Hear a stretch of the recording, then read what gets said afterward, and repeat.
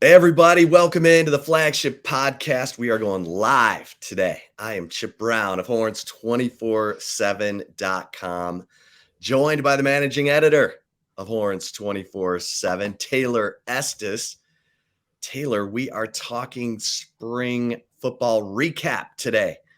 And, a new addition to the roster through the transfer portal. Steve Sarkisian and the gang continuing to look for gold in the transfer portal.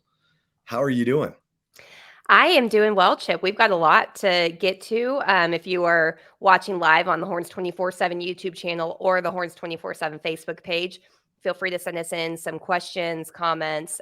We have some Horns 24/7 member comments and questions that we're going to be getting to also. But yeah, no shortage of information going to be going on here on the Flagship Podcast. And I've been a little, just as a warning for everyone, I've been a little under the weather for the last few days. So if my camera just turns off randomly, just roll with it. Just don't ask questions you don't want to know. But how are you doing?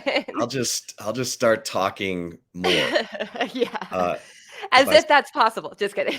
That's possible. But Taylor, obviously, we are. Yes, and Cisco Diaz says finally live. Yes, we're live. We Yes. love going live. We love taking your questions, interacting, and obviously, this is our first flagship podcast since the end of spring football, the spring game on Saturday. So we'll give you our thoughts on that. And I think one of my big takeaways from the spring game was Malik Murphy. Mhm. We come into the spring, and Quinn Ewers, as we've written about this extensively at Horns 24/7, he's you know kind of remade himself and recommitted himself to cleaning up his footwork and his technique. And he not only cut his hair and his beard, but he changed his diet. And then he says on Saturday that he felt like he let most of the fans down, and is taking steps to make sure that never happens again. We knew Quinn Ewers was the guy going Mhm. into the spring game, but we were waiting to see who's going to be the number two. That if something happens to Quinn Ewers, who's going to come in and take over like Hudson Card did last year? And I don't think, I mean, I could be wrong, but to these eyes, Malik Murphy looked like in his second year in the Steve Sarkisian offense, like he's starting to settle in. We know he's got a big arm. He can spin it. He threw two perfectly delivered deep balls in a row. One was dropped, the other turned into a 79-yard touchdown. And he only got 4 series, Taylor, but he led his team on sustained drives on 3 of them. The last one was, a failed 4th and goal. He did rifle a 1st and goal pass into a walk-on who dropped it. But I thought Malik Murphy was one of my big takeaways from the spring game. How about you? Yeah. Yeah, absolutely. I mean, we had seen Malik Murphy very minimally, even in the start of spring practice when the media was allowed to go into spring practice. He was not going through drills the first week because he had re-aggravated an injury. So he sat the first week out. They went on spring break. He stayed, as we reported here on the Flagship Podcast, he stayed behind for spring break to um, continue his rehab. And then we didn't really get to see any other live periods of spring practice since then. So he was somebody that Chip and I had been talking about as a guy we wanted to see. I always like to joke the most popular player on Texas roster, it seems every year, is the backup quarterback or whoever is not the starting quarterback. And that was Malik Murphy, but he absolutely crushed it. I mean, he's still very raw. He has a really high ceiling. He's a, big arm talent, obviously, but I was really impressed with him. And I think that's a good thing because remember, we've talked about this extensively, and I feel for Arch Manning a little bit right now, honestly, because he has some expectations that are following him that are really just not attainable expectations because of his last name. However, I think everybody that followed his recruitment, that reads over at Horns 24/7, the plan has always been for him to not be the guy year one. Like that would be a very like the worst case scenario situation possible probably would be if Malik Murphy had to be the starting quarterback for Texas during the 2023 season. Or excuse me, Arch Manning, not Malik Murphy, excuse me. But yeah, I mean, I think Malik Murphy showed it. Steve Sarkisian said that Quinn Ewers is obviously the guy, but he wants these guys to continue to compete. And I think that this is probably one of the better quarterback rooms in recent history, especially that I've seen at Texas.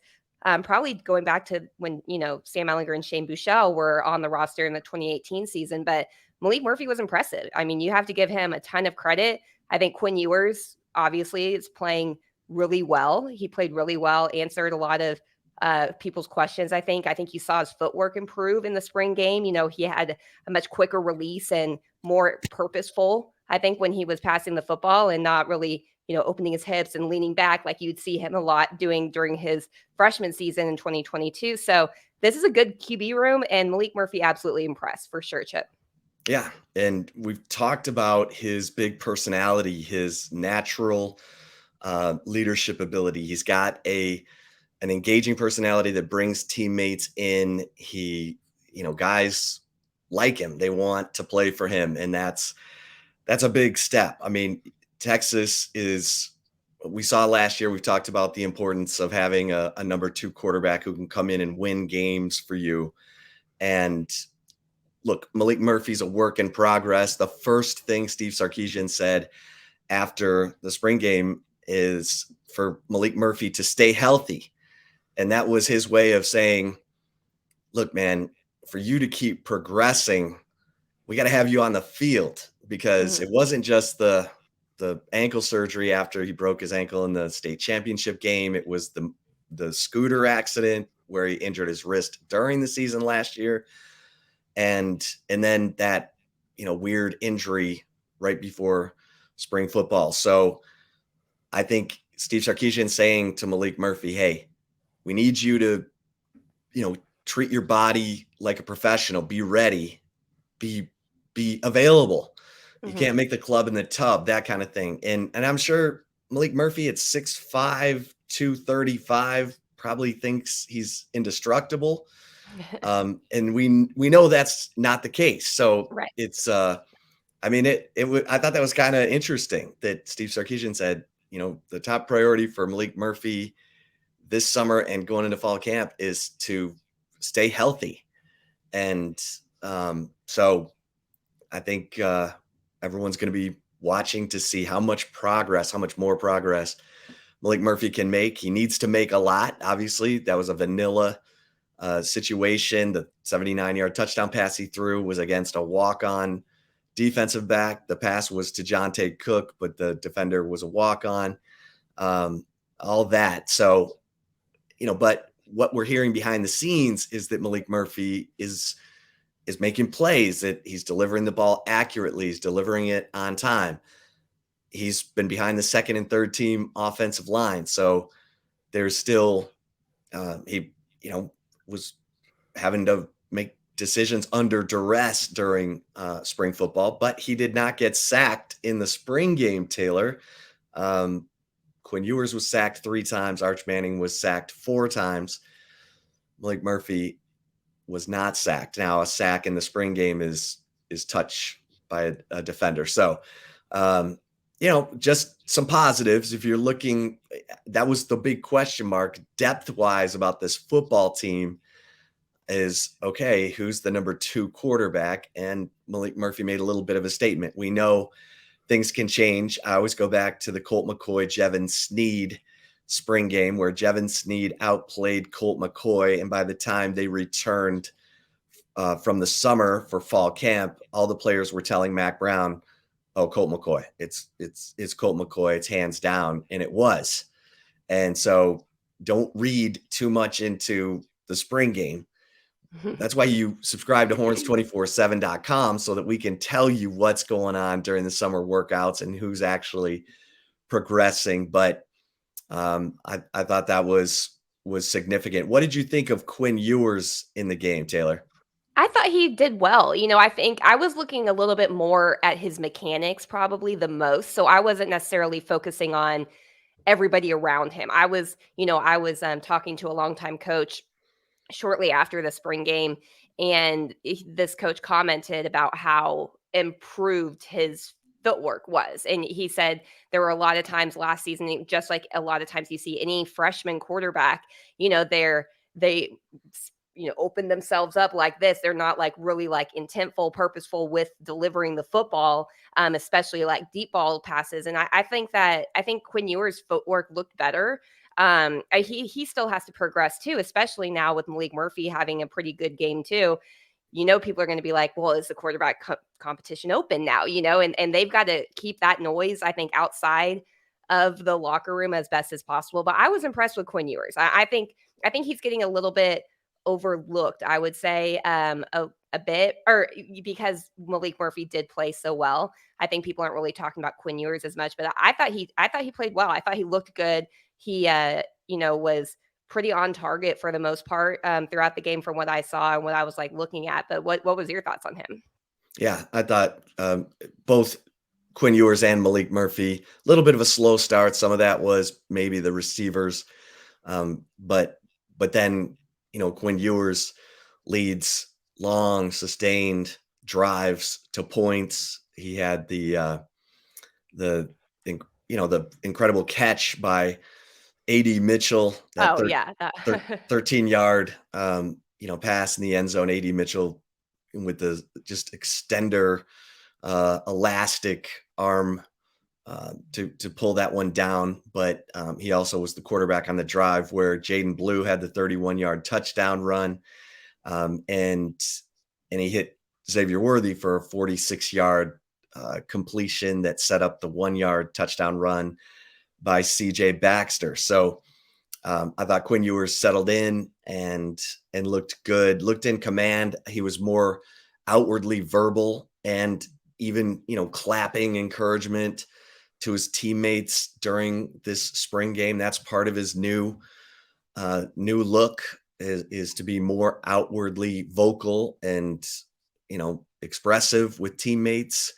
And so I thought, I've been impressed with Quinn Ewers. I really have, since the bowl game when he took accountability for thinking that he knew everything after the Oklahoma win, and then realizing after the Oklahoma State loss that there was still a ton for him to learn. And then for him to say, I felt like I let most of the fans down last season, and I'm working to make sure that doesn't happen again. I think, again, it just shows this guy's accountable. He's out to prove to himself, to everyone, that he can be the quarterback he wants to be. I wrote about this some in the Insider a couple of weeks ago, that Quinn Ewers was not happy about last season and, was telling people,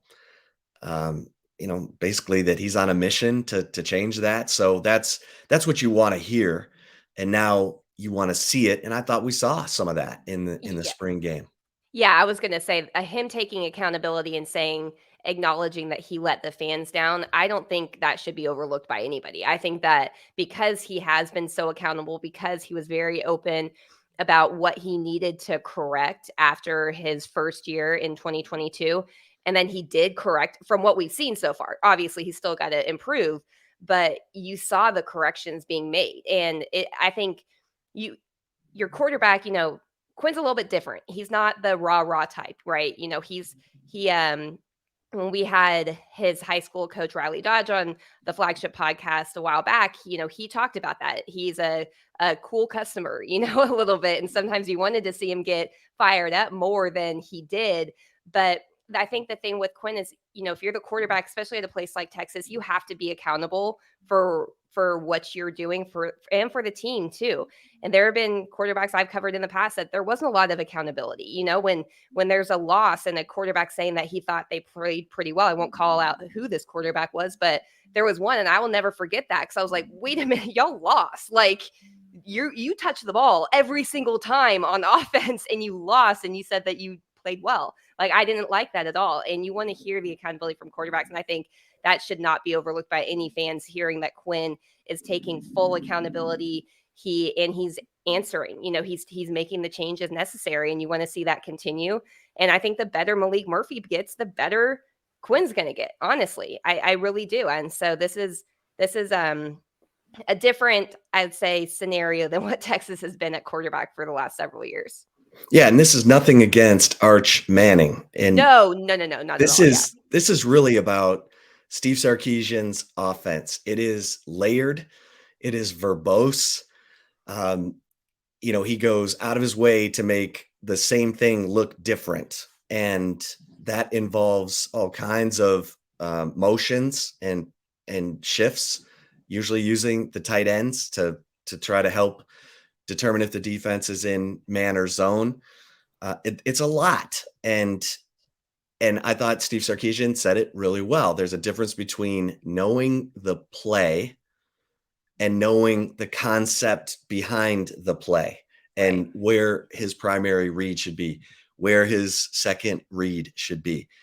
It takes time. It's a lot. And that's why Steve Sarkisian has said, I don't like playing first year quarterbacks. And now he's got Quinn Ewers in the second year in this offense. He's got Malik Murphy in the second year in this offense. Arch Manning is drinking from a fire hose. And Steve Sarkisian said it, and we saw it. The eyes drop. When the rush comes for a young quarterback, the eyes drop, and it's about, where can I run to find safety? The eyes aren't staying downfield and anticipating, okay, I've got one more second to let go of this football before I get nailed. Yeah. And so when he did drop his eyes and run, I thought he looked pretty athletic.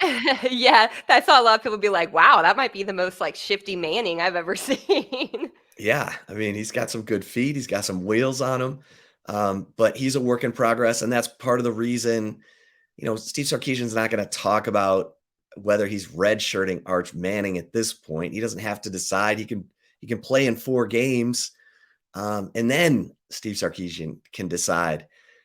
But this is what we've been talking about all along. There is a comfort level with Arch Manning and the Manning family that if he redshirts this year, that's okay. He's coming from a private high school in New Orleans. It's produced some incredible talent, including his uncles there in New Orleans, but it's not Power 5 level football. And this is a Texas team, a defense he's going up against in practice that's expected to contend for the Big 12 title. So this is not, this is a big jump is what I'm trying to say. And that's normal. And Arch Manning's going to make a ton of progress over the summer into fall camp, but there's not a pressing need for him to be the guy on September 2nd against Rice. And really, Malik Murphy should be ahead, because Steve Sarkisian says it all the time. Your second year in this offense, you typically make a big jump. So, okay, that's a lot of talk about the quarterback position. Well, real quick. Sorry, I have to say this.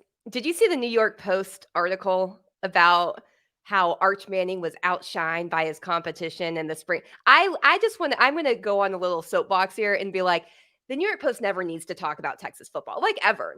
What are you doing? And it's y'all are just showing that you are just clickbaiting people to death with these type of headlines. Because if you've been paying attention, nobody was expecting Arch Manning to be the guy, especially after 14 spring practices and then shows in the spring game. Give me a break. I saw that and I was so cringe. I was just like, I feel bad for him. I mean, the man, and it also goes to show how big the Manning name is and how much weight it carries, because the New York Post freaking writing about the 3rd string quarterback at Texas is give me a freaking break. I seriously saw that and I was just like, gosh, that poor guy, he has to put up with that. But I don't know if you saw it, Chip, but I was just like, you got to be kidding me. This is ridiculous. Well, and that's part of the reason that Arch Manning liked Texas. He didn't have to go and be the savior. I mean, I was told that by by sources close to the Manning family. He didn't want to have to go somewhere where he would be considered the savior immediately. He wanted to go somewhere where he could learn and, be in a room with other talented quarterbacks and grow and develop and then compete for the job. And so um, it's working in that direction right now. And I think Steve Sarkisian feels pretty good about what he saw from his quarterbacks this spring. And here's a comment from SD here, who's watching us on the YouTube Horns 24/7 YouTube channel. I need to know that the passing game is going to be on point. We're going to need a potent passing attack to manufacture a consistent run game. And we're hearing this more and more, that Texas could end up being a pass-first offense, a passing team to set up the run until they know exactly what they have at the running back position. And I'm still very high on Jonathan Brooks. I wrote about it on Monday. Don't forget about the guy you didn't see in the spring game, and that's Jonathan Brooks, because everything I'm hearing is that guy is starving for his opportunity after spending 2 seasons behind Bijan Robinson and Roschon Johnson. And so, we'll see how Steve Sarkisian handles it. And that's going to be a big deal. We'll know in the first 2 games for sure if Steve Sarkisian thinks he can be a run first offense or if he's going to have to throw the ball to set up the run. And either way, we just kind of need to find that out. And can a running back carry this team at times when needed? And yeah, that's a question that we really won't know until we're into the season. Yeah, I see his question from CTE11. Thoughts on the RBs post spring? I think there's been a few comments about the running backs. The guy that is the number one so far wasn't out there on the field. So I think what you saw in the spring game from the running back room probably was not an accurate depiction of the current state of the running back room. It was good to see Jaden Blue and to see CJ Baxter and to see Savion Red out there, but Jonathan Brooks he's legit. I mean, this kid is legit. And I think that the spring game did not necessarily show exactly what the running back game is going to look like at all, come week 1 of the season, because Jonathan Brooks was not out there. So I think it's a little bit too hard to go all in on, giving a full assessment of the running backs without Brooks on the field. What's your thoughts? Yeah. And SD followed up, said, I'm telling you, this team is not going to run the ball great. That's a concern. It is a concern, because how you formulate, my biggest thing about whether you're a run first offense or a pass first is mindset. It's mindset. If you're telling your players, especially your offensive line, we're going to run the football, we're going to be a great running team, then you're preparing the minds of those players to fire off the ball and dominate the line of scrimmage. If you're telling them we're going to throw to set up the run, and you don't even verbally tell them that, but they can tell by the way the plays are being called, it's a totally different mindset. Talk to any offensive lineman, when they're having to backpedal, that's not their favorite thing to do. Now, if you have a great quarterback and you have great receivers and you're just lighting everybody up and everybody's open, great. But, for the most part, in the way that, Sarkisian had it at Alabama with Najee Harris, they ran the ball and then play action passed off of the running game. So right. that is something that I'm watching closely as well, SD. And we've got questions from our Horns 24/7 members. Taylor, Yeah, I got them all queued up here. So the first one will be from David Hume, Horns 24/7 member. What position are you most concerned about heading into summer? I think in the secondary a little bit, because you're waiting on Jalen Catalon, the Arkansas transfer, to find out if everything's going to be great and he's going to be able to play in the season the way that Texas hopes he can play. He's obviously had some shoulder issues at Arkansas. They were being careful with him in the spring. If he's on the field, that makes a big difference. Obviously, we've heard great things about Keaton Crawford and his spring and how verbal he's been and how physical and how fast playing alongside Jaron Thompson. But I saw some missed tackles in the spring game that kind of made me, and I get it. You're not going to light up your teammates, but Yeah. Jaden Blue sure was appreciative of some of those missed tackles. And Well, Jahdae Barron was in a green non-contact yeah, jersey, and he was one of the last defenders there that he did touch him. That technically would not have been a touchdown, but they still counted it a touchdown. yeah. And so it's a little bit of a work in progress, but we're still, those are some of the battles that are continuing on through the summer and into fall camp that were not decided in the spring. That field corner position where Terrence Brooks and Gavin Holmes, the Wake Forest transfer, and Xavion Bryce are battling, Malik Muhammad, the freshman. And so I want to see how much more progress that can be made there. And then, obviously Austin Jordan's been working at the nickel because Jalen Gilbo is still coming back from knee surgery. They're backing up Jahdae Barron. You just want to see that all come together and make sure that this defense is solid front to back, right up the spine of the defense, from the defensive tackles to Jalen Ford in the middle, to your safeties. And it's not a huge concern, but it's a concern. And, Yeah. how about you, Taylor? I would say I agree with that. I would say safety. If Jalen Catalon returns from injury and plays like he did pre-injury at Arkansas, when he was an All-American, SEC All-American, like this kid, I've said it before, he is talented enough where he could be a one and done guy at Texas if he has a good season and stays healthy this next year. What I mean by that, he's draft eligible after this season. When I say one and done, I know that's not really a football term, it's more basketball, but that's how high his ceiling is. That's what he brought or could bring, prior to his injury. So if that all plays out, then we're going to sound silly talking about safety being a position of concern. But without knowing right now, I would say that would be the most concerning situation right now, I'd say, on this team.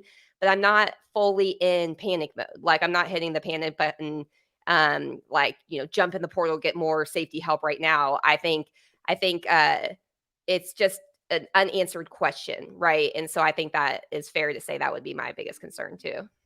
Yeah. All right, we got another question. Yes. Any updates, Chip? I'll let you handle this one, on adding offensive or defensive consultants like Gary Patterson last year, from James B17, Horns 24/7 member. Yeah, this is a little interesting. I thought we would have some information by now about, who Steve Sarkisian might be adding as far as special assistants to his staff. But he's, taking his time, waiting to see what's going on. So, Gary Patterson came down to watch practice during spring football, and then he drove back up to Fort Worth. So, there's that possibility, because Gary said it, that Yeah. maybe he'll be bored and have spent enough time with his wife and grandkids, or okay, maybe not that, but maybe he'll just miss football so much that he'll ask Sarkisian if he can come back in August. We'll see, but no real updates on that front. So stay tuned, James Yeah. B17. Yeah, I mean, it's so hard for coaches to turn it off. It really is. And my father-in-law was a longtime coach too, and he will be the first one to say that, especially at the college level, when you've been coaching at such a high level of the game for your entire life. It's really tough to get out of that mindset. So I'm still kind of holding out for Gary Patterson. I feel like I'm like, okay, let's see how. I mean, when did he announce that? Wasn't it like February or something? It was before spring. I know that. Yeah. So give him Yeah. 6 months. He might be back out there. I mean, he's already come down to watch practice, Exactly. He's watching film at home. Let's be real. No, I'm kidding. And look, his impact everyone's like, oh, how much impact? I think his biggest impact was that he was the one scouting opponents Yeah. and coming up with a defensive game plan to hand over to the coaching staff for them, to consider. And from what I'm told, they used it a lot because it's Gary Patterson. So the game planning part of it was rock solid, and that's a Hmm. big deal. That's a lot. It is. That's um, a, from and look, Pete Kwiatkowski, that staff, they know how to game plan. Um, and a lot of times you're having your football analysts, the guys, like Nick Saban has at Alabama, his former coach's club up Yeah. there. He's got those guys working in that direction and monitoring it while the position coaches are grinding with the players and trying to get them developed. And so it is important to have a staff of uh, analysts, special assistants, whatever, to help in that direction. And to me, that was the biggest impact that Gary made last year. So we'll see. We'll see if he comes back, or if Steve Sarkisian will have to rely on his current crop of analysts to take care of that. Yeah. This next one here from a Horns 24/7 member, Mikey Gress 6. Are you hearing of any guys on the roster that are contemplating a transfer that we would really want to keep? Um, I'm not big on talking about transfers that are not in the transfer portal yet. So if you want to say anything, Chip, feel free. I don't really necessarily feel like it's fair to talk to, you know, assume at this point if their name is not in the portal personally. Yeah, I'm not going to name any names. I've heard one that I Yeah. would think that Texas would be, bummed if he decided to get into the portal, but it hasn't happened yet. So let's see. Steve Sarkisian says that after the spring, he sits down, he talks to the roster individually, one on Individually, yeah. one, let them know, okay, here's what you need to work on. Here's where we see you fitting in or not fitting in, and so obviously there have been guys who've entered the transfer portal. Thought it was Yeah. interesting that Jaden Alexis entered the transfer portal and caught a pass in the spring game.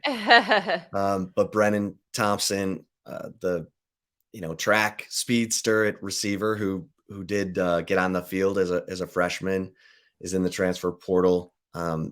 Edge rusher Derek Brown, who sort of been recruited over, in linebacker Travell Johnson, who'd sort of been recruited over. Not real surprising that those guys are in the portal at this point. So, and we should note that Texas is adding Minnesota defensive tackle Trill Carter. They've got a commitment from him out of the portal. And this is significant because this is a guy who's played the past 3 seasons. He's played in 32 games. He's got 55 tackles, 8.5 tackles for loss, 4 sacks, 1 interception. He's played on a defense that's been good against the run. The last 2 years at Minnesota, they gave up less than 4 yards per carry, and in back-to-back 9-win seasons. So, I'm told he wants to come where he can win a championship, and feels like Texas is a good place for him. He's got at least 2 seasons of eligibility remaining. 6'2", 300 pounds, primarily a 3 technique, which at Texas they have you play a little bit of everything: the 3 technique, the 2-eye, the 0, the nose. And so, Trill Carter's probably played all those positions at Minnesota as well. But as a source told me, and I wrote about it today, you can't have enough of these guys. And Right. part of the reason Trill Carter, I don't know if he was joking or not, said that he wanted out of Minnesota was the cold. Well, this source I talked to said, I hope he loves the heat, Yeah. because that's why we brought him here. You got to rotate those big guys up front, and he'll get into the rotation, and it'll be hot. Yeah, for sure. I saw from the Horns 24/7 Facebook page, Raymond Smith had said transfer DT from Minnesota just depth. I think, I mean, you need depth there, right? Like, because you're exactly right. Those big guys, you want to rotate them as much as possible because it is hot. I mean, you even heard people when LSU played here claiming the AC didn't work in the visitor locker room, which I for sure know it did because I was on the field for a hit with CBS Sports HQ before, and I was in their locker room before the team got there to cool off before I went onto the field. But the field was so hot that literally the bottoms of my shoes, I was like, I think they're melting right now, and they weren't like cheap shoes. So depth, I don't know. What do you think? Do you think it's only a depth move, or do you think this is the guys that could start? I mean, I think it's a depth move for sure. I mean, I think Byron Murphy and Tavondre Sweat are your walkout starters, and Mhm. and then it's a question of if how big Texas wants to go on the defensive line. Would they play Alfred Collins at an end or Vernon Broughton at an end along with Barron Sorrell, or will they, just play a three-man line with Byron Murphy, Tavondre Sweat, and Barron Sorrell, and then have a linebacker, and I'll get into that here in a second, come off the edge like they did with DeMarvion Overshone last season, and like we saw from Anthony Hill Yeah, I in saw the somebody spring comment game. about him earlier. Chip, your reports on Ant Hill were correct. Kid is a beast at Whoa, multiple positions. that dude, that dude is instinctive. Yeah. He made a couple plays in the spring game. I don't know how much people were paying attention because he knifed through the line, um, and got a sack.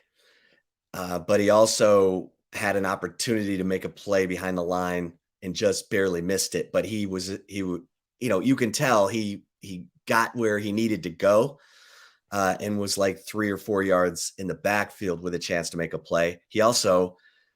He's so about getting the football out that there was a play later in the game where he just tried to tackle the football instead of the player.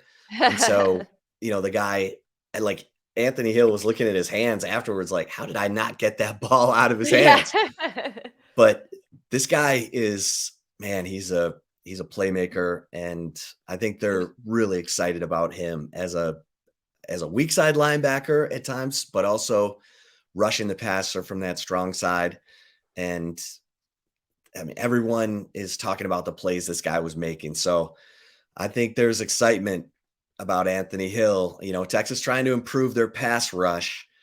Obviously, Barron Sorrell is a guy they're hoping can make that jump to become a double-digit sack guy. He's gotten stronger. He's a leader. He wants it. But man, Anthony Hill he's a presence already. I'm excited. Number Yeah. 0. He's was a 5-star for a reason, right? I mean, with 24/7 Sports, when you look at the way that ratings are, there's 32 5-stars every year because of a projection that these are the type of players that could be 32 of the first picks in the first round of the NFL draft. It's not necessarily a day one type of thing. It is a projection for where they would end up through development, through that process when their time for the NFL comes. But this is a guy that came in. I think Chip's man crush is spot on there with him because I think he's gonna make an impact his first year, Yeah, no question.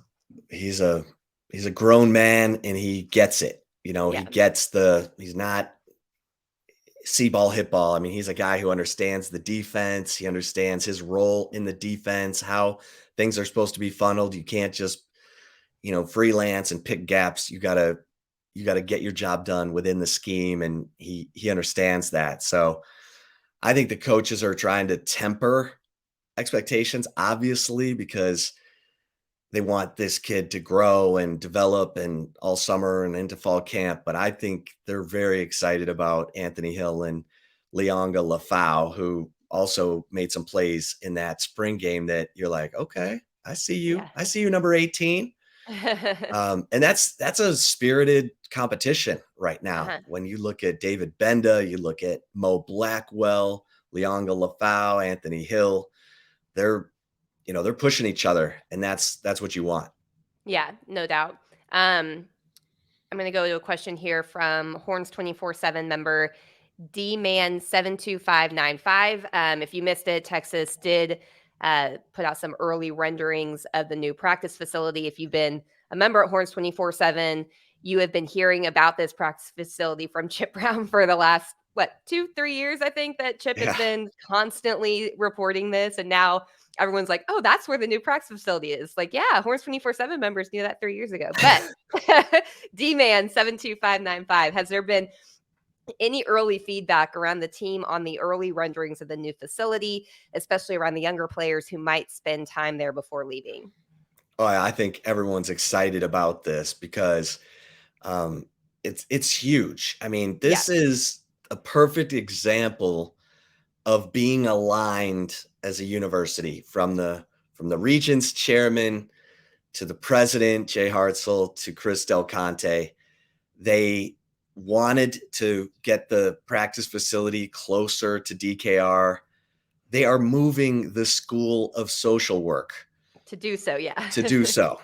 And that's an older building, so it was time to upgrade that building. And actually, they're going to move into where the Macomb School of Business is right now on Speedway, when the Macomb School of Business moves in to their new building at where the Dobie Mall used to be on Guadalupe. So it's a complicated process, but it's also one where they had to find a temporary home for the School of Social Work, because School of Social Work won't be moving into that building on Speedway for another 3+ years.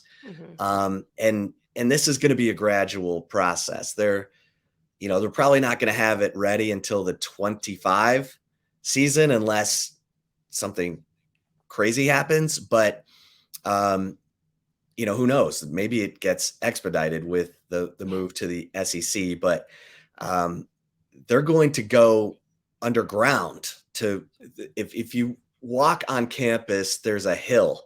Yeah. From where the Moody Center is, that kind of, it grades down to the level where DKR is on the west side.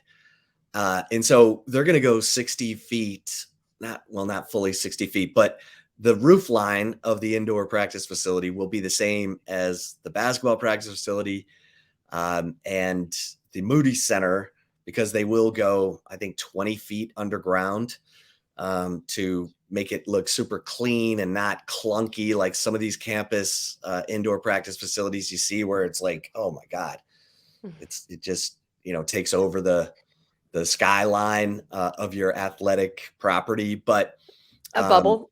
A bubble. Oh my God. 20+ years that bubble has served its purpose and then some. Time to pop. Yeah, time to pop.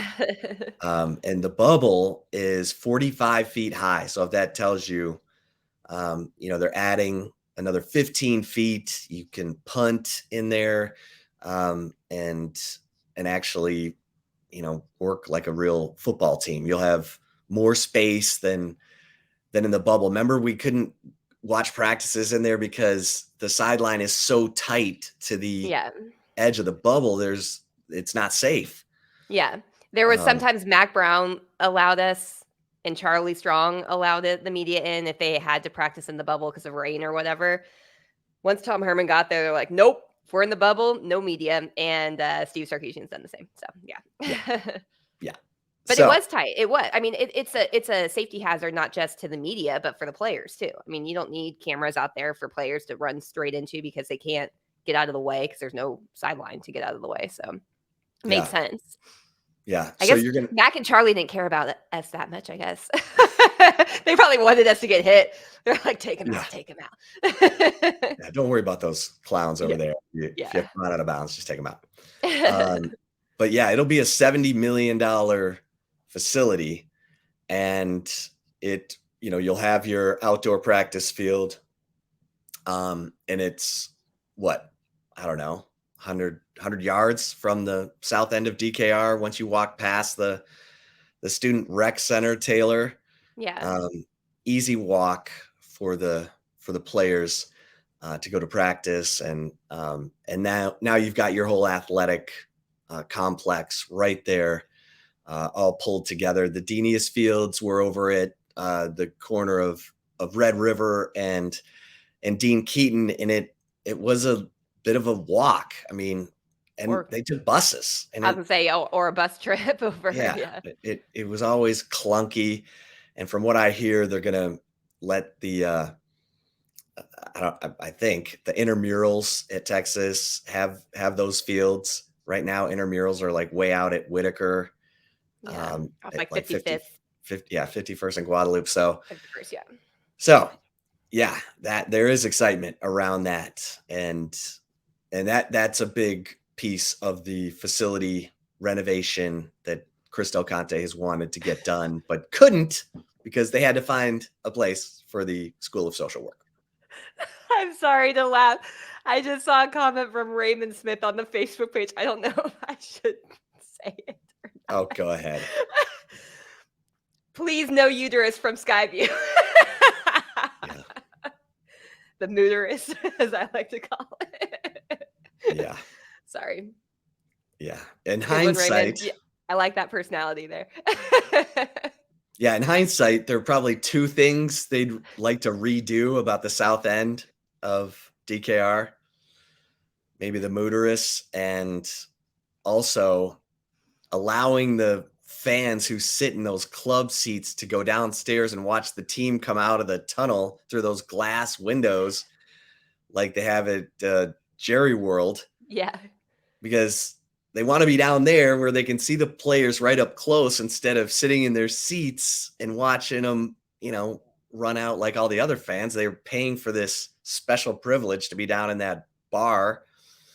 So they're never in their seats when they run out of the tunnel, and it looks embarrassing on television. But yeah, television view, a lot of people are like, man, no one's at the game. And it's like, no, they're just down on the field basically. But those seats are cool. My uncle and his wife, one of their friends has season tickets there, but they have I think they have built-in Yeti coolers that are on the seats back there. I mean, you pay a pretty penny, I think, for those seats, but they are pretty cool too.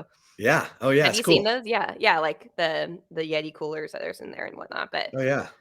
Yeah. Oh, yeah. No, it's cool. Swanky. Fancy. It's very fancy. I know. I'm like, hey, Uncle Pace, how want to take me down there maybe one time? I don't know. But, yeah. If anyone has any access, let us know. Yeah. We'll sit and give you commentary during the game if you want to give us tickets there. Yeah. All right. This question here, Chip, from do you want a funny question or yeah, sure. Okay. From everybody wants a little lighthearted lunch J- humor. J Ray 007. How much of the Kool-Aid are you drinking? Because from my view, it tastes sweet. Yeah, I mean, I keep looking for reasons to knock this team down, but I think they're going to be the favorite to win the Big 12 title, and I think they probably should be. I mean, your teams that were in the Big 12 championship game last year, TCU, K-State, both have a lot that they have to replace. Now, their returning players are confident. They got there. K-State won the Big 12 title. Don't forget that. TCU played for the national championship, but they did not win the Big 12 title. And so, those programs are going to be looking to get back. Texas Tech, everyone's talking about as a team with a lot of returning talent that could be poised to make a jump similar to what TCU did last year. And Kansas has a lot back from the team that started off 5-0 and then, trailed off toward the end. But Texas has the talent. Oklahoma's going to be better, and they've got a fifth-year quarterback who knows what he's doing. And so Oklahoma's always going to be there. But I think this is Texas's year. You don't always, you're not the favorite every year. Now Texas needs to get to that point. But I'm not telling Texas fans anything new. They've got battered fan syndrome. Every time they thought the program was, getting on that uptick, it, would hit a snag.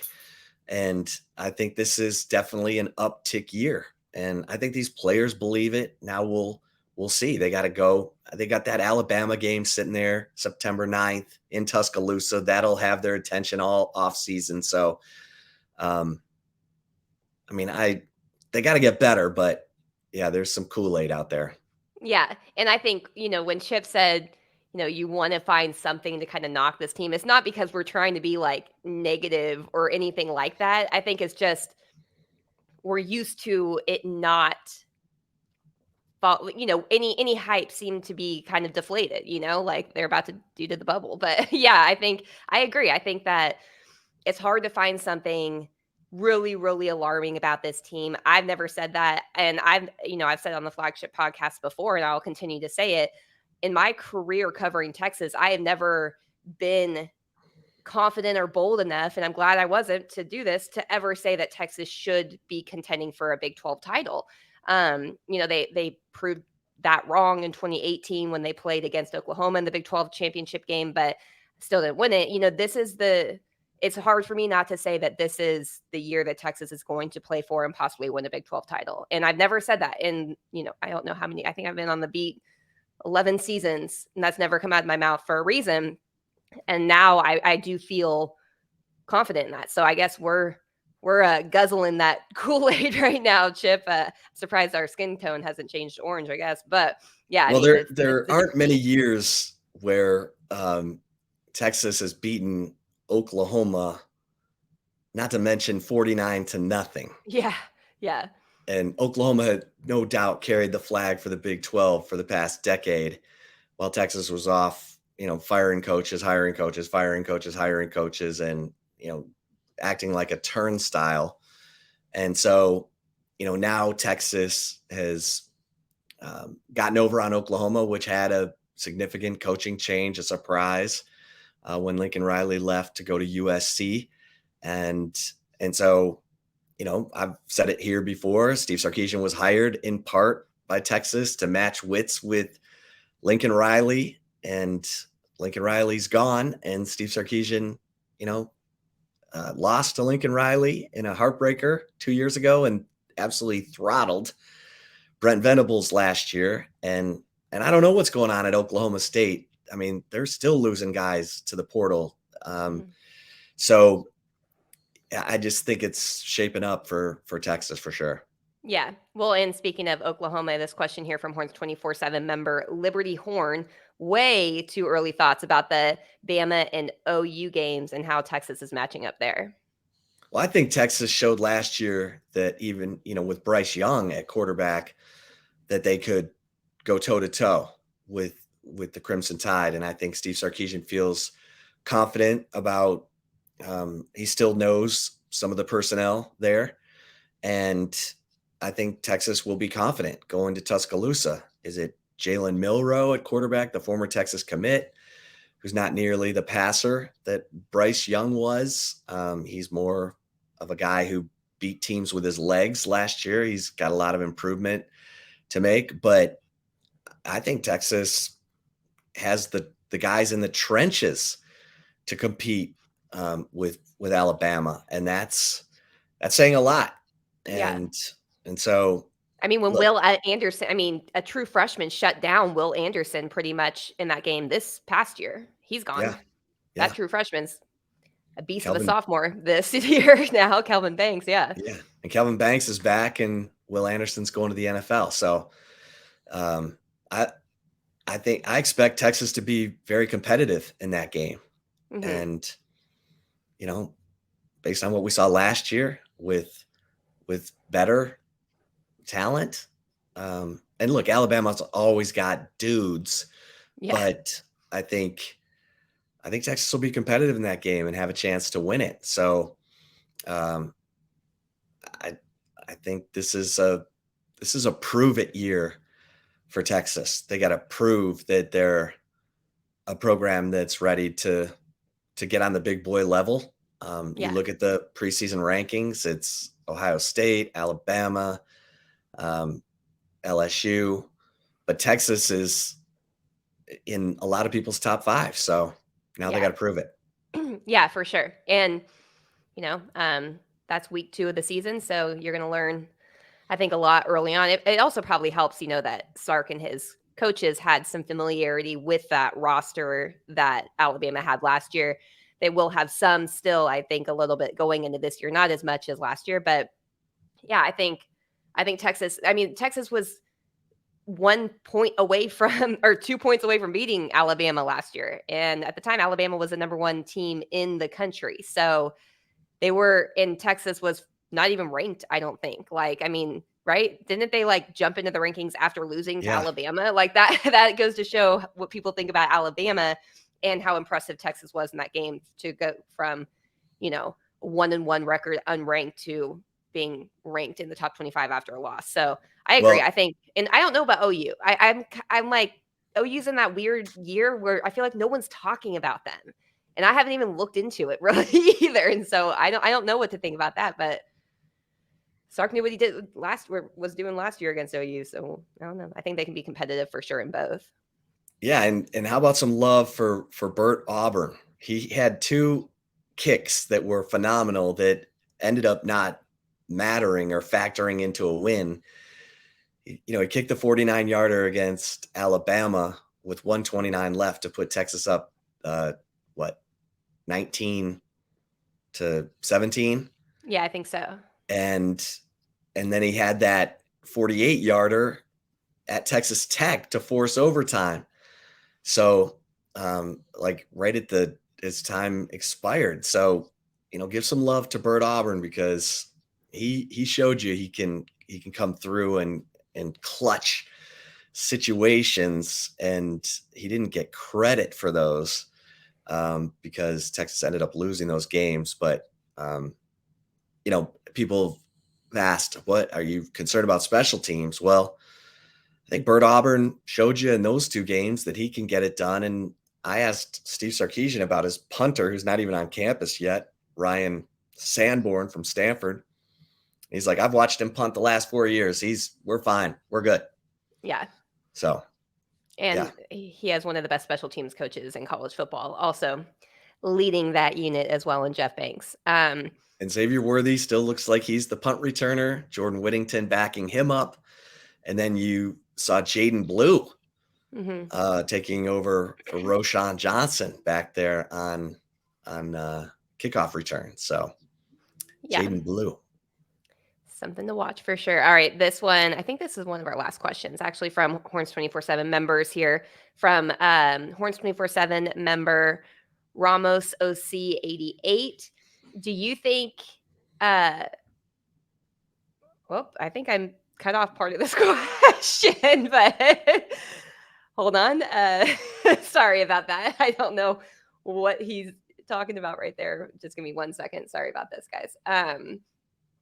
Yeah, I mean, when you look at Derek Williams coming in, and I've talked about Derek Williams, the kid's nickname is the Raptor. He's going to have to catch up quickly, and safety's a tough position to master as a freshman because you're part of the communication. You're one of the biggest parts of the communication of the back end of the defense. And it takes a special dude to come in and be able to command that kind of presence and earn your teammates' respect, because a lot of stuff you're making split-second decisions about, okay, they just motion that guy. Are you taking him? I'll take the deep third. And so while I'm excited about Derek Williams, I don't know that, he's going to be an impact guy right at the start of the season. Taylor said it right. Jalen Catalon is the guy. I mean, Jaron Thompson even said, I've learned a lot from Jalen Catalon and, just talking to him. So Catalon, if he's right physically, this guy is an instant impact guy. Yes. And Keaton Crawford gives you depth, and Michael Taff is a guy that played some last year at that position, and you saw some plays made by BJ Allen. I thought that was exciting because BJ Allen's a guy who we've kind of consistently heard is behind Larry Turner Gooden. But BJ Allen made some plays this spring. He had a big forced fumble early in spring in a scrimmage against CJ Baxter. He had some good plays in the spring game. He's a physical presence. He looks good. And so, the light bulb goes on at different times for guys. I always think back to Brandon Jones. He wasn't great as a freshman. He was better as a sophomore. He was all world as a junior. Yeah. And it takes time. And Brandon Jones was a 5-star guy. So you just have to keep bringing him along and they have to keep getting more and more comfortable with their teammates as they communicate in the back end of that defense. And having Jahdae Barron back there is big. Right. Because that dude has so much confidence and he is smart and instinctive. Yeah. And that's what the question was asking. Do you think BJ Allen will be part of the rotation this year? Sorry for messing that part up. I didn't include the first part of it, but yeah. Yeah. And I think he's coming, and that's what you want to see, because Catalan, he could be moving on. You never know, but you got to have the next wave. When you become an elite program, you replace all conference players with all conference players. And that's been, that's everyone's watching to see, can Texas hold on to all this talent? Are guys willing to be patient? And that's what the magic has been for Nick Saban at Alabama, for Ryan Day at Ohio State, for Dabo Swinney at Clemson, is guys are willing to wait their turn because they know they're going to be going to the college football playoff and have a chance to win a national championship. And those schools get players drafted. And that's what Sarkisian's trying to change right now at Texas. And he's holding on to his talent. And that's the first step, man. You gotta have, I say it all the time, you gotta have talent like planes on a runway at O'Hare Airport, just ready to step in and show everybody that they're the next all-conference player at their position. Yeah, that's why it's so important to stack top recruiting classes. It's not just one, it's not just two, it's not just three. You a lot of times need 4 back-to-back years. And by the time year 4 comes around, those guys that were in that first one, if they're still on the roster, are the ones that are competing for championships. And that's why Nick Saban has been so successful at that. And I mean, look at Georgia even. I mean, it took Georgia a while to finally start winning national championships because they had to build those classes. It's harder to build those classes right now with the transfer portal and how easy it is for players to leave. And I think Steve Sarkisian and his staff get a ton of credit. I think they're probably the top in college football right now with holding on to the talent that they want to hold on to. I don't think, I mean, even A.D. Mitchell, for instance, left Georgia to come to Texas. That was an just phenomenal catch. I know some people say that Quinn overthrew him. I mean, you have to throw high in the back of the end zone when a guy is going towards the back of the end zone, and he came down with that. I don't care if it wasn't perfectly placed. It was a catchable ball, and he came down with that type of catch. I mean, that's a guy that played for and scored touchdowns in the national championship game, and Georgia couldn't hold on to him. And now he's at Texas. So the staff is doing something right. We'll say that. Like, whatever. Yeah, people are they're selling the Kool-Aid, and the top players are drinking it and sticking with it. And that's huge. Absolutely huge. Yep. They're selling the vision of come here and help put us over the top. We're close. And they're getting guys like A.D. Mitchell and Quinn Ewers out of the portal, and Ryan Watts, Gavin Ohio Holmes, State. Yeah. Isaiah Nair. I mean, we haven't seen Isaiah Nair, but this dude is a player. I mean, Texas is going to be loaded at receiver. There's a reason Brennan Thompson and Jaden Alexis are in the portal, because you got Isaiah Nair, you got A.D. Mitchell, you got Xavier Worthy, you've got Jonte Cook, DeAndre Moore. Those guys are going to just keep getting better, and they want to play with Quinn Ewers, with Malik Murphy, with Arch Manning, and they know that they got top flight quarterback play, throwing them the football. That's what receivers want. That's when Texas landed BJ Johnson and Roy Williams and Sloan Thomas, when they knew Chris Sims was coming, and and Chance Mock was here, and they had dudes who could throw him the football. And of course, Vince Young ended up leading the nation in pass efficiency in his final season at Texas as a junior. So, yeah, players want to play with players. They want to be around the talent, and Texas is getting that done right now. Yeah, they're building that talent for sure. Well, last one here. We kind of touched on this a little bit earlier, but I'll just get to it real quick, Chip. From Horns 24/7 member 64 Corvette. I read it being reported when Arch Manning committed to Texas that his family wanted him to redshirt. Was that the case? And if so, is it still the case? Yes and yes. yeah. I mean, look, you don't want to have to force a guy in and have him go under the glare of that microscope when he's not ready. And so, by coming to Texas, Arch Manning gets time to get into this system and learn it and then compete. And so I think the Mannings are ecstatic about what's going on here. And, we'll see. We always talked about the hypothetical if Quinn Ewers, lights it up in 2023 and becomes the hottest quarterback in the, draft eligible quarterback, which he would be draft eligible after this season, then Arch Manning steps in maybe in 24. Malik Murphy is in that conversation. So yeah, he's going to have something to say about that too. Yeah, I mean, Arch Manning's got to beat out Malik Murphy right now to be the number 2 quarterback for Texas, and I'm not sure that's going to happen in 23. So, and but there's no rush.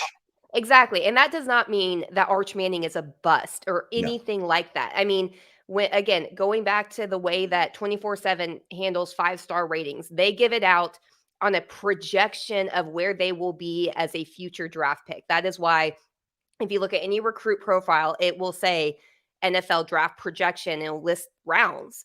And the 5 stars are round 1, round 2. It's a projection. It's not he's a 5-star. He's going to be this day 1, the minute he steps on campus after 14 practices in the spring game. It's not that. It's a projection for it. And the Manning family, of all families that understand it, the Mannings fully understand that. Yeah. All right, Taylor, you ready for some Love It or Leave It? I am.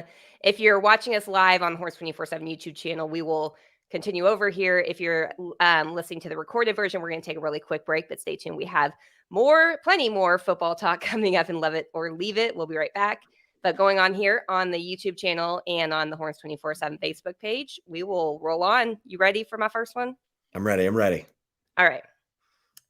First, Love It. I just saw an inappropriate comment on the YouTube channel. I'm not even going to point it out. Anyway, love it or leave it. The position you're concerned about most following the spring game is running back. I'm going to leave this. My concern probably regarding the running back is more about Steve Sarkisian's belief in the running game. And is Texas going to be a run first play action offense? Or are they going to be a pass first to set up the run kind of offense? But the position I'm most concerned about is probably safety and, just kind of providing that last line of defense for this football team. Just waiting to see what Jalen Catalon can bring to this team. And, Jaron Thompson needs to keep getting better, and Keaton Crawford taking a big step this spring is big. And then Derek Williams coming in. You've also got, the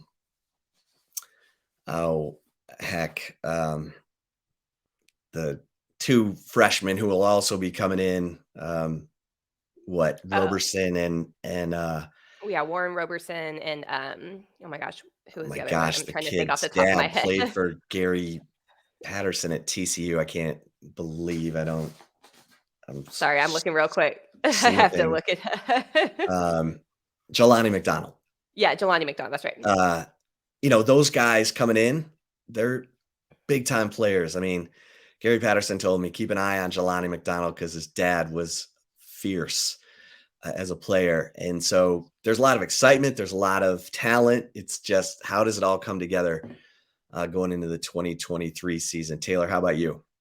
Yeah, I'm gonna leave this. I think it's without Jonathan Brooks on the field, it's really difficult to see what the running back room is gonna look like. And I agree with what you said about Sark. I mean, how he calls the offense is going to be more of not necessarily a concern, just an unknown. With him pointing to the fact, and I don't know if this is Sark's alluding to what he thinks the running back room is going to be this year, but the fact, he's brought up that he's had 1,000-yard rusher every single Yeah. season that he's been an offensive play caller. So does he think that guy is on there? Is he okay if it's a running back by committee? That's going to be something we haven't really seen from Sark yet. So that would be more, I wouldn't even say, I don't think it's a concern though. I think it's just more a question of how it's going to be maneuvered more so than anything. So I'm going to leave it too. And as we said earlier, yes, I think safety is more of the biggest question of concern or position of concern right now. But it's all dependent on the health of Catalan. So All right. Mercury. Love it or leave Second it. one. Number 2. Love it or leave it. The defensive player who stood out the most in the spring game was linebacker David Benda, who had 8 tackles, including a sack. Okay. I'm happy for David Benda. He was active. He was making stuff happen. But Anthony Hill, people, I'm telling you, this dude is going to be fierce. Anthony Hill's the one who grabbed my attention, and some of it you had to really be looking for Zero. Like, go back and watch the spring game and watch Zero on plays that were to his side of the field, because he was always in the mix.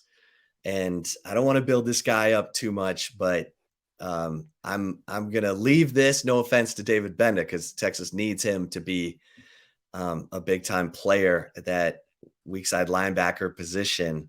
But guy who stood out to me, Anthony Hill. Taylor, how about you?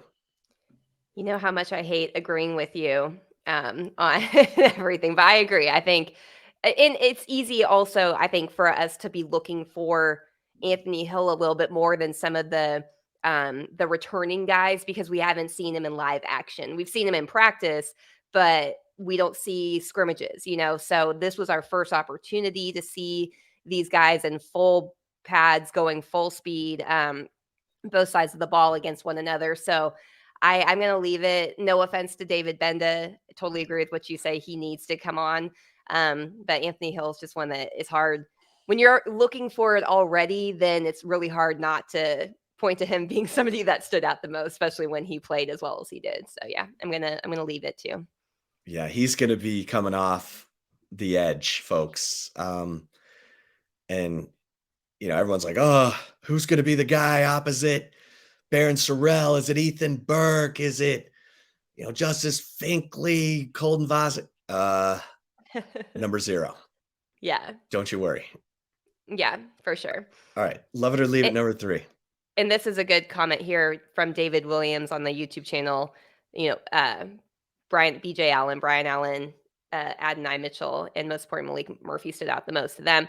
Defensively, yeah, I think BJ Allen had a good game too. He was around the football a lot. I just wasn't really looking for him. Like, I'll just be honest. I wasn't really looking for him. So I did see him, obviously, because he was around a lot of the plays. But Anthony Hill bringing that 5-star mentality and putting it up on the field too is a good thing.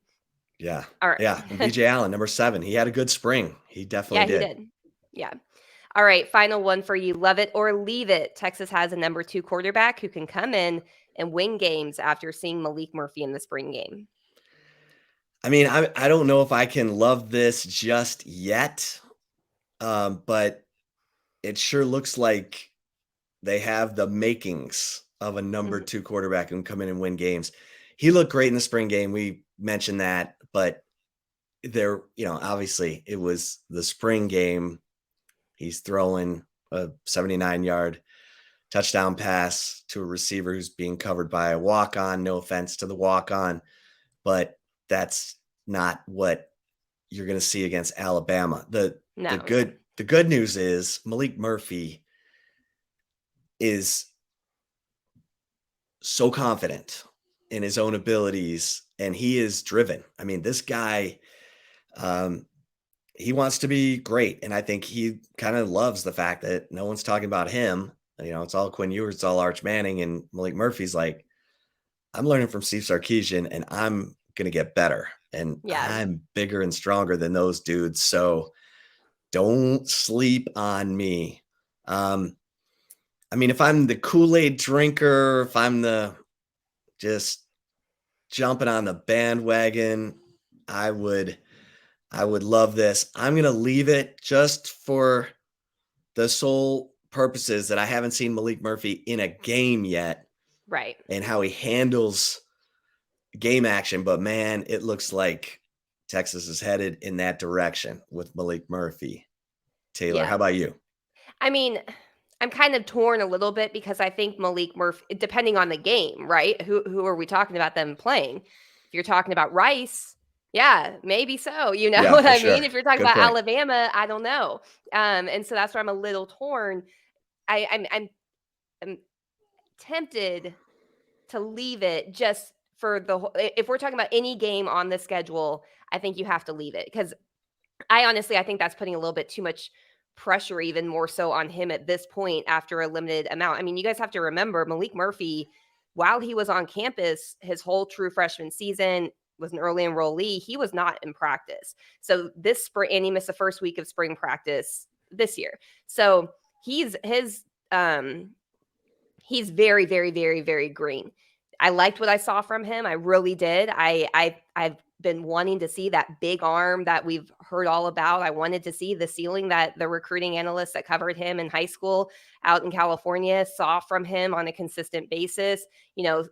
Obviously they had said even he was raw, at high school, he was a little bit behind developmentally, but the ceiling is so high. And I think just his stature speaks for himself. He is all of 6'5", if not taller. He's a big kid. And so, but I think it's too soon to say any game on the schedule he can come in and win it just after seeing one spring game. So I'm going to have to leave it too, but it's not, I think he could come in against some of the games on the schedule and win those games for Texas if he's called upon too. So it's just blanketly, I would say it's not fair right now to say 100% love it, as much as I want to, because I've been wanting to see him for so long. And I'm really excited to see him continue to develop. I just don't want to put added pressure on him at this point. So I'm going to leave it as well.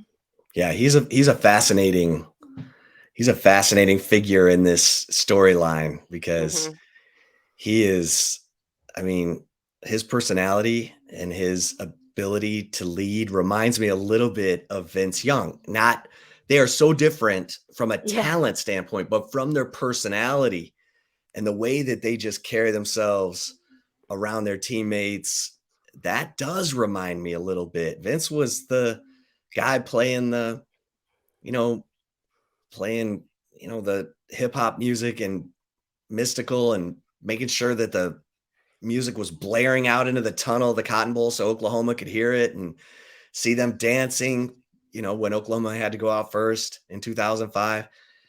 That's the kind of swag Malik Murphy has. So that's the part that I'm talking about. I'm not talking about, Malik Murphy's going to run for 200 yards. Yeah. That's never going to happen. Not under Steve Sarkisian. So no, even under probably any coach, that's not his strength. He was a pro style quarterback, not a dual threat like Vince Young. Physically, I could see, just like how their build is too, the size wise. But yeah, they're two totally polar opposite. But I agree. I think the personality he's got everyone's drawn to, just like Vince was. They have a lot of that, like as you said, swag. Like their swagger is something that is contagious, I think, for guys that they're around. Yeah, guys feel like, hey man, we got this guy on our side. We're gonna go win. And it's hard to find guys like that. Yeah, and we're gonna have fun doing it too. So that's we're gonna tell you what play we're running and see if you can stop it. Yeah. Because Vince did that a lot. Yeah. We're running right there. Okay? Yeah. Can you stop it? Yeah, fill that gap. I dare you. There. Yeah. All right. Good stuff. Thanks to everybody for tuning in to this live episode of the Flagship Podcast, recapping Texas spring football. Of course, football season never ends at horns247.com. So if you're not an annual subscriber, let's get going. We got a lot of summer workouts and fall camp to get into before the season. So make sure that you are locked in over at horns247.com and make sure that you're subscribed to the Horns 24/7 YouTube channel. Just hit that subscribe button right there. And we'll do this more. You know what I'm saying?